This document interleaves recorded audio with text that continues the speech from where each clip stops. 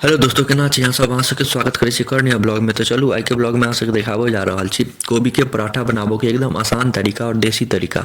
तो चलू सबसे पहले अहाँ सब मिरचाई लऽ लेब। देखियो मिरचाई लेला के बाद ई घसना लऽ लेब, जाहिपर घसबै अपना सब। घसना लेला के बाद एगो फूल कोबी लऽ लेब। देखियो एहि हिसाब के फूल कोबी लऽ लेब। ओहिके बाद एगो आदी लऽ लेब, एते तक आदी। ओहिके बाद आब फूल कोबी के डाँट में से फूल छोड़ा कऽ एगो नया बर्तन में राखि लेब, पानि में, जाहिमे पानि होइ। तो एनाही इएह हिसाबसँ अपन सबटा फूल कोबी में से फूल छोड़ा लेब, डाँट में से फूल छोड़ा लेब। ठीक छै। ओहिके बाद एगो नया बर्तन और लऽ लेब, ओहिमे सब फूल कोबी के जे छोड़ेने रहू ओहिके बढ़िआँसँ धो लेब पानि में। ओहिके बाद देखियो एहि हिसाबसँ घसि लेब। देखियो एकदम नया तरीका बतायब अहाँ सबके कोबी के पराठा बनाबो के। अहाँ सब लास्ट तक बनल रहू, बहुत मजा आयत ब्लॉग में। बहुत नया तरीका बतायब, बहुत आसानी से पतो नहीं चल जायत, पतो नहीं चलत केना बनले। तो एहि हिसाबसँ अहाँ सब कोबी के घसि लेब। देखियो कते बढ़िया से घसा रहल छै, एकदम मेही मेही, बहुत बढ़िया से घसि लेब। ठीक छै। देखियो कोबी पूरा घसा गेलै, जते भी कोबी छलै सबके बढ़िया से घसि देलिए। आब आदी के बारी छै, आदियो के बढ़िया से घसि लेब। ठीक छै। एकदम नया तरीका बता रहल छी। अहाँ सब ई तरीका देखने हैब कि नहीं पता नहीं, जे सब देखने हैब कमेंट कऽ के जरूर बतायब। देखियो आदियो के घसि लेब। हमरा हिसाब से एकदम हम नया तरीका बता रहल छी।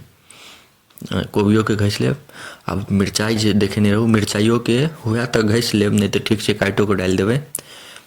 जते हुए घसि लेब, नहीं तऽ काटि कऽ पतला पतला काटि लेब और डालि देबै। ठीक छै।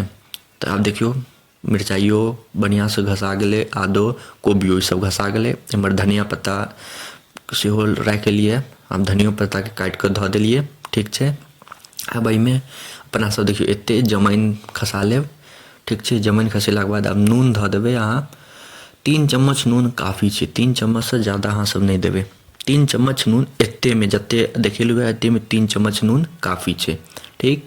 ओहिके बाद एहिमे आटा छानि कऽ धऽ लेब। देखाबै छी कते आटा। एहिमे कमे आटा देबै, ज़्यादा आटा नहीं देबै, कमे आटा अहिए में छानि लेब। अहिए में सबटा आटा छानि लेब। ओहिके बाद एकरा बढ़िआँसँ पहिले तऽ मिला लेब सबके, जते भी मसाला सब छै सबके पहिले सबसँ बढ़िआँसँ मिला लेब। हम ओ वाला एहि दुआरे नहीं बनेलिए भूजल वाला, कियाकि ओहिमे पानि छूटि जाइ छै। तऽ अहिएमे हम सबटा मसाला मिला देलिए, एक नंबर बनत। तो ओहिके बाद मिलेलाके बाद आब आटा जऽ एकरा सानि देबै। जेना पानि दऽ दऽ कऽ नहि आटा सनै छियै, ओनाही एकरा सानि लेब आटा जऽ कऽ। पूरा बढ़िआँसँ आटा जऽ कऽ सानि लेब। देखियो कते बढ़िआँ सना रहल छै। तेनाही आटा जऽ कऽ सानि लेब। अहाँ सबके अबिते हैत आटा सनऽके। देखियो कते बढ़िआँसँ सना गेलैए। मिरचाइ, कोबी, आद ई सब देखा रहल यऽ, तऽ एकदम बढ़िआँसँ सना गेल छै। आब चलू एकर तरऽके बारी आबि गेलै पूरीके। तऽ लोहियामे अपन तेल गरम हुअ लेल धऽ देबै ताबत। देखियो एते फ्लेम पर धऽ देलिए तेल गरम हुअ लेल। आब अपना सब इम्हर गोली काटि कऽ पूरीके शेप, मतलब पराठाके शेपमे बना लै छी। तऽ देखियो कनिक लस लस हैत, तऽ आटा लगा कऽ कनिक बढ़िआँसँ कऽ लेब। गोल नहीं होइ छै तऽ कोनो बात नहीं, ठीक छै, जेहन भी छै काफ़ी छै।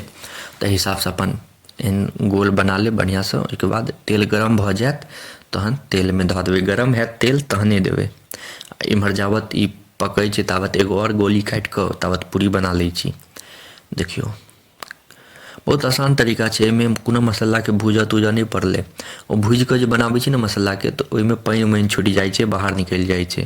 देखियो एते बचल छै आटा, और तऽ ओहिमे पानि छुटि जाइ छै, बाहर निकलि जाइ छै मसाला सब।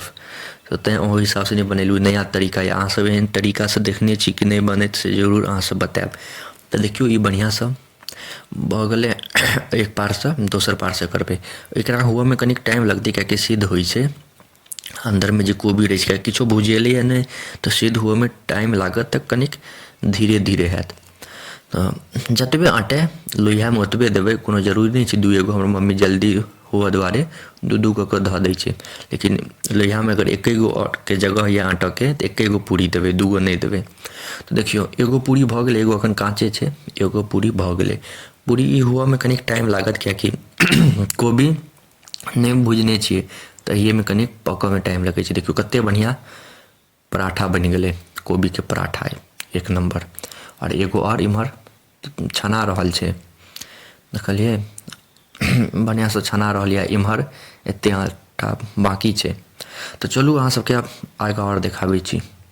देखियो आब एते गोली बचलैए, इम्हर बेला रहल छै एगो पराठा आ दूगो अंदर छै तेल में। एक सेकेंड ब्लर ब्लर की आबि गेलै, साफ कर दिया। हाँ आब ठीक छै। तो ई दूगो तेल में तरा रहल है, इम्हर बेला रहल छै, इम्हर गोली कटा गेल छै। और देखियो ई लास्ट छलै, लास्ट काफ़ी मतलब ई लास्ट पूरी छलै। तो आब सब पूरी बन के तैयार भऽ गेल। देखियो कते सुंदर पूरी लागि रहल छै। पूरी कहियो पराठा कहियो जे भी कहियो, कोबी के पराठा या पूरी एक नंबर छै। अब देखियो इम्हर वो खरीदुआ वाला चटनी लऽ एलिए, धातरी और मतलब आंवला और धनिया पत्ता के चटनी सेहो लऽ लेलिए। ई जे चटनी के वीडियो नहीं देखने हैं जाके जरूर देखम, चैनल पर डाल देने छिए। ओहिके बाद एकरा देखियो कते क्रिस्पी छै, कते अंदर मुलायम छै।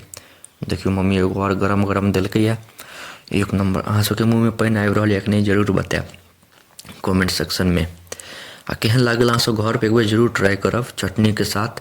देखियो धनी पत्ता के चटनी के साथ एक नंबर लागत। अहाँ सब एक बेर घर पर जरूर ट्राई करब। तो अहाँ सबके एते देर तक देखऽ के लिए धन्यवाद। नीक लागे तो लाइक कमेंट शेयर सब्सक्राइब जरूर करब।